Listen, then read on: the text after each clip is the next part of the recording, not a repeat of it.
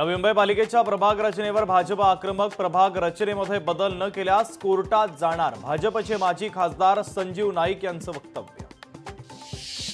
नाशिकमध्ये राहुल गांधींच्या विरोधात भाजपचं आंदोलन. मोदींच्या मातोश्रींचा एआय व्हिडिओ तयार केल्याच्या निषेधार्थ भारतीय जनता पक्षाची आक्रमक भूमिका. नवरात्रीमध्ये तुळजाभवानी देवीचं व्हीआयपी दर्शन महागणार. व्हीआयपी दर्शनाच्या पासच्या किमतीमध्ये वाढ. 200 रुपयांचा देणगी दर्शन पास 300 रुपयांना मिळणार. 20 सप्टेंबर पासून नवे दर लागू होणार.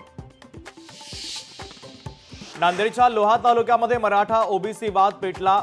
रिसनगावमध्ये मराठा विरुद्ध ओबीसी संघर्ष. शाळेतील शिक्षकाची मराठा आरक्षणाच्या विरोधात याचिका.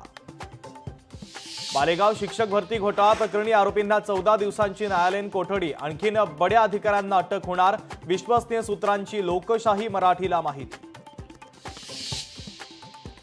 अकोल्यामध्ये धर्मांतराचा प्रकार उघडकीस. आदिवासी व्यक्तीला धर्म बदलण्यासाठी पैशांचा आमिष. तर पोलीस ठाण्यात 34 जणांच्या विरोधात गुन्हा दाखल.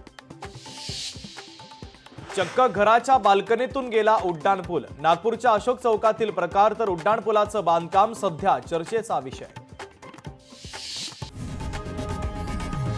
लोकशाही मराठी ऐका, पहा, जागरूक रहा.